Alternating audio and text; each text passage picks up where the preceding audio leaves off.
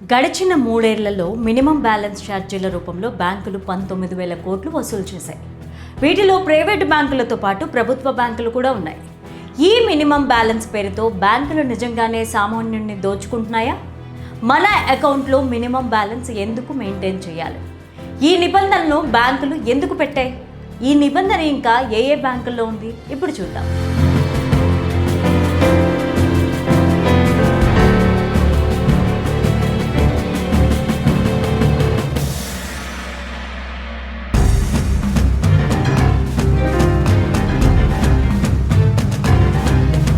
రకరకాల సేవల పేరుతో వినియోగదారుల నుంచి బ్యాంకులు వసూలు చేస్తున్న ఛార్జీలు మరోసారి సామాన్యుడిని ఆలోచింపచేస్తున్నాయి. మినిమం బ్యాలెన్స్ నిబంధన పేరుతో ఖాతాదారుల నుంచి కోట్లాది రూపాయలు తమ ఖాతాలో వేసుకుంటున్న బ్యాంకులపై కేంద్రం కీలక ప్రకటన విడుదల చేసింది. కేంద్ర ఆర్థిక మంత్రి నిర్మలా సీతారామన్ పార్లమెంటుకు లిఖితపూర్వక సమాధానం ఇచ్చారు.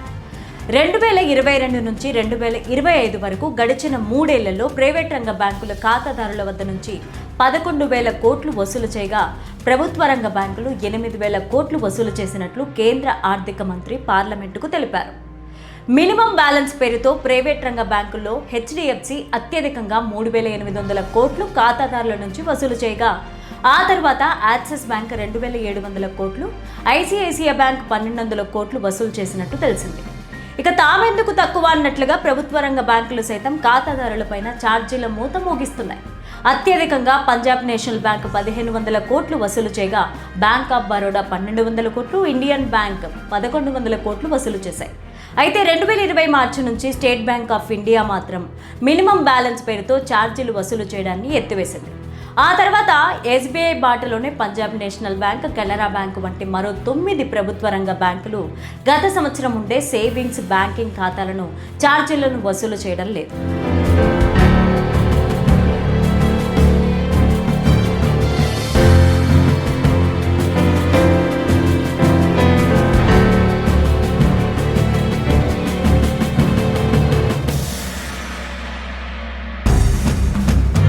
అయితే బ్యాంకులు మినిమం బ్యాలెన్స్ నిబంధనను పెట్టడం వెనుక ప్రధానంగా 3 కారణాలున్నాయి.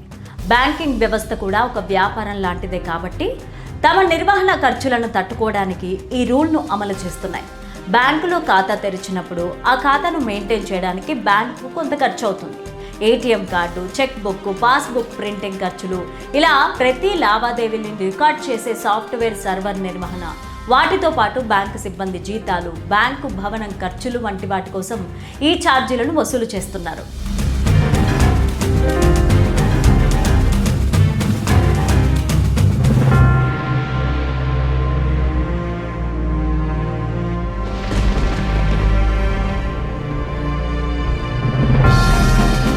బ్యాంకులు మనం దాచుకున్న డబ్బులను ఇతరులకు అప్పుగా ఇచ్చి దాని మీద వడ్డీ సంపాదిస్తాయి.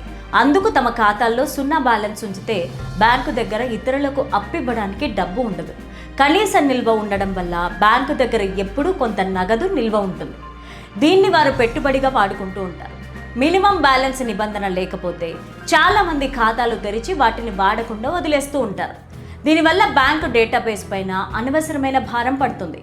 అందుకే ఈ నిబంధనను ఇంకా కొన్ని ప్రైవేటు బ్యాంకులు కంటిన్యూ చేస్తూ వస్తున్నాయి. మొదట ఎస్బీఐ 2012లో మినిమం బ్యాలెన్స్ ఛార్జీలు వసూలు చేయాలనే నిబంధనను పెట్టినప్పటికీ 2020 కరోనా తర్వాత ఈ నిబంధనను పూర్తిగా ఎత్తివేసింది. ప్రస్తుతం HDFC, ICICI, axis bank, Kotak, Punjab national బ్యాంకులు ఇవి మాత్రమే మినిమం బ్యాలెన్స్ ఛార్జీలను వసూలు చేస్తున్నాయి.